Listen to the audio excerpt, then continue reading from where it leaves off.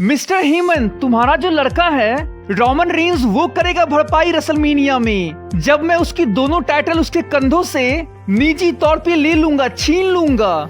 तो hey guys, welcome है आप लोगों का आज के इस कमाल की वीडियो में। गाइस, आज के वीडियो में हम लोग मंडे नाइट रॉ के आज के सबसे interesting moment Monday night Raw में हुए कोडी रोड्स और पॉल हेमन के काफी कमाल के सेगमेंट के बारे में बात करने वाले हैं। गाइस, क्या ही ये कमाल का सेगमेंट था यार। कोडी रोड्स ने रोमन रेंज को धमकी दी, Paul Heyman Monday night Raw में रो पड़े, और तो और रोमन रेंज और कोडी रोड्स के रेसलमेनिया मैच के लेटेस्ट बैटिंग ऑड्स भी सामने आ चुकी है। तो गाइस, इतना कुछ बताने के बाद आप लोगों को यकीन हो चुका होगा कि आज की वीडियो आप लोगों के लिए काफी इंटरेस्टिंग होने वाली है। और गाइस, आप लोग पूरी तरह से एंटरटेन होने वाले हो, ये मेरी गारंटी है कि अगर आप लोगों को वीडियो में मजा नहीं आता है तो गाइस आप लोग वीडियो को बीच में ही छोड़ देना।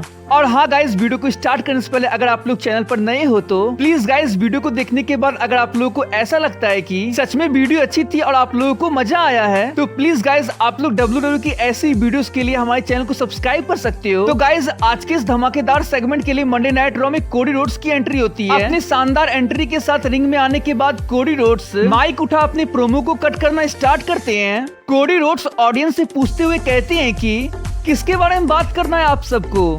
लास्ट वीक मैंने बात किया था WWE के सबसे बड़े सुपरस्टार, WWE के undisputed WWE universal champion Roman Reigns के बारे में। मैंने रेसलमेनिया में अपने अपोनेंट के तौर पे रोमन रेंज को पिक किया था, लेकिन अभी मेरे रेसलमेनिया स्टेटस पर एक क्वेश्चन मार्क बना हुआ है, क्योंकि सैमी ज़ेन के सामने रोमन रेंज अपने चैंपियनशिप को ऑन द लाइन रख चुके हैं। तो क्या लगता है रेसलमेनिया में कौन होगा मेरा अपोनेंट? क्या वो रोमन रेंज होंगे या फिर सैमी ज़ेन?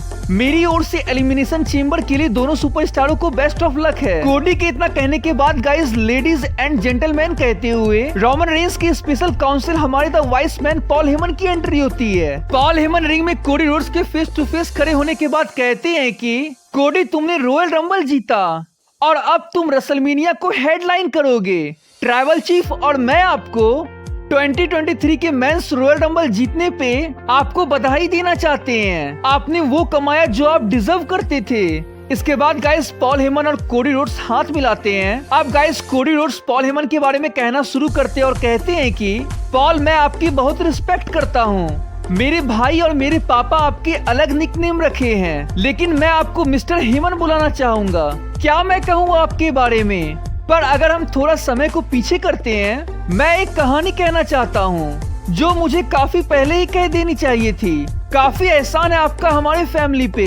काफी मुश्किल समय चल रहा था मेरे परिवार में। बैंक अकाउंट में सिर्फ $100 पड़े हुए थे। गरीबी की हालत हो गई थी, लेकिन उस वक्त मेरे पिताजी को एक कॉल आता है और वो कॉल आपने किया था और कहा था कि ECW शहर में है। अगर डस्टी रोड्स ECW आ जाए और आप उन्हें पैसे दोगे और अच्छे खासे पैसे दोगे। आपने अपना वादा रखा। पैसे के अलावे जिसकी हमें सबसे ज्यादा जरूरत थी, ECW ने मेरे पिताजी का आत्मविश्वास जगाया और उन दिनों हमारी इतनी बड़ी मदद करने के लिए मिस्टर हेमन, उसके लिए हमारी फैमिली आप पे सदा एहसानमंद रहेंगे। शुक्रिया पॉल हेमन सब कुछ के लिए।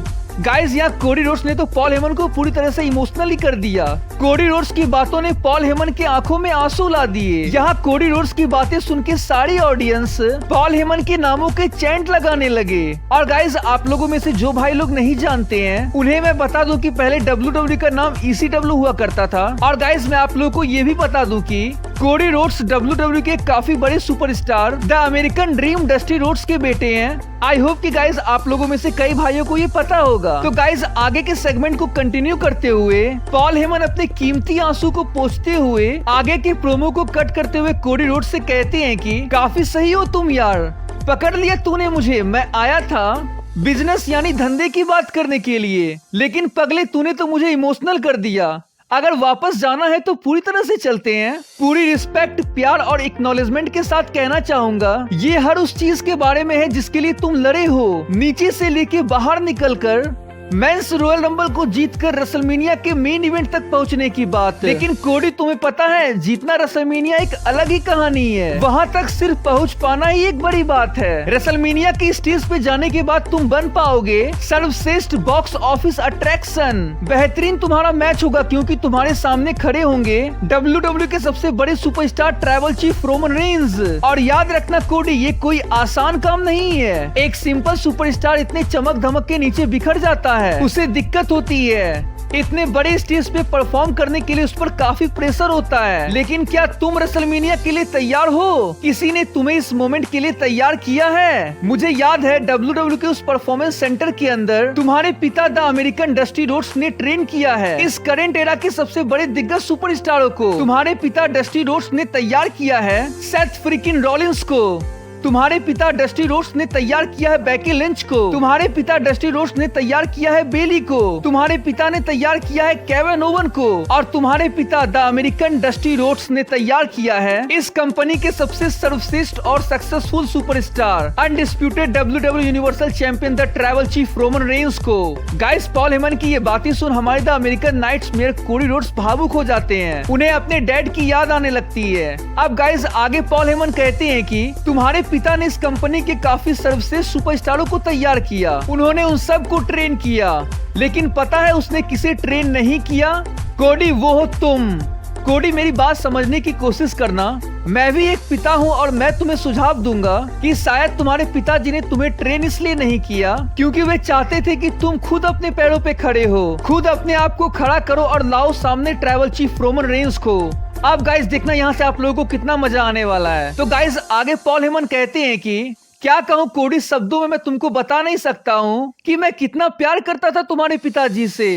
और कोडी, पर्सनली मैं तुम्हें एक बात कहना चाहूंगा। मेरी जो आखिरी बात हुई थी तुम्हारे पिताजी के साथ, उन्होंने मुझसे कहा था कि तुम कोडी उनके सबसे फेवरेट बेटे हो, लेकिन रोमन रेंस उनका वो बेटा था जिन्हें वो सबसे ज्यादा चाहते थे। अब गाइस, पॉल के इतना कहने के बाद कोडी का सारा एक्सप्रेशन चेंज हो चुका था। अभी जो कोडी रोड्स पॉल हेमन की बातें सुन के इतने इमोशनल हो चुके थे, लेकिन पॉल के ये कुछ आखिरी शब्दों ने कोडी रोड्स के दिमाग को गर्म कर दिया। अब गाइस क्या होता है कि पॉल हेमन के इतना कहने के बाद कोडी रोड्स बड़े ही गुस्से से पॉल हेमन की ओर जाने लगते हैं और वो पॉल हेमन को हैंडशेक के लिए इनवाइट करते हैं। पॉल हेमन हैंडशेक करने से मना कर रहे थे, तो कोडी ने जबरदस्ती पॉल के हाथों को अपने हाथों में रख के हैंडशेक किया और गुस्से से पॉल हेमन के हाथों को चूरमा बना के रख दिया। और इसके बाद कोडी रोड्स पॉल हेमन से कहते हैं कि मैं बस यहाँ इस इंडस्ट्री में एक चैंपियनशिप जीतने की कोशिश कर रहा हूँ, लेकिन हर कोई मेरे साथ पर्सनल होना चाहता है और आज पॉल यही किया तुमने मेरे साथ। याद रखना, रोमन रेंस को भरपाई करनी होगी। तुम्हारा जो लड़का है वो करेगा इसकी भरपाई रेसलमेनिया में, जब मैं उसकी वो दोनों टाइटल उसके कंधों से निजी तौर पर ले लूंगा, छीन लूंगा मैं उससे उस टाइटल को। और इस बात को याद रखना मिस्टर हेमन। तो लिटरली गाइस, आज के मंडे नाइट रॉ में ये कोडी रोड्स और पॉल हेमन का सेगमेंट काफी कमाल का था। काश गाइस इस सेगमेंट में हमारे ट्राइबल चीफ रोमन रेंस भी होते, लेकिन यार अभी आप लोगों को तो पता ही है कि सैमी ज़ेन की वजह से जे उसो ब्लड लाइन से चले गए हैं और अभी रोमन को इसी बात की टेंशन है कि कहीं उनकी bloodline island of relevancy Jey Uso के जाने से खत्म ना हो जाए। तो चलिए गाइस, अब बात करते हैं रेसलमेनिया में रोमन रेंस और कोडी रोड्स के मैच के लेटेस्ट बैटिंग ऑड्स के बारे में। तो गाइस, बेट ऑनलाइन की ओर से आई इस बैटिंग ऑड्स में काफी हिला देने वाली ऑड्स है। The American nightmare Cody Rhodes WrestleMania में रोमन रेंस को हराने के लिए फेवरेट हैं। कोडी के ऑड्स -400 और रोमन रेंस के ऑड्स +250 हैं। तो गाइस, इस तरह के ऑड्स में निगेटिव नंबर जितना बड़ा होता है, उस सुपरस्टार के जीतने का उतना ही चांस होता है। तो गाइस, ये कुछ आखिरी अपडेट मैं आप लोगों को बता दूं कि आज के मंडे नाइट रॉ में हमारे the cow boy Brock Lesnar और बॉबी लेस्ली का फेस ऑफ देखने को मिलता है, जहां गाइस ब्रॉक के बॉबी को चैलेंज करने के बाद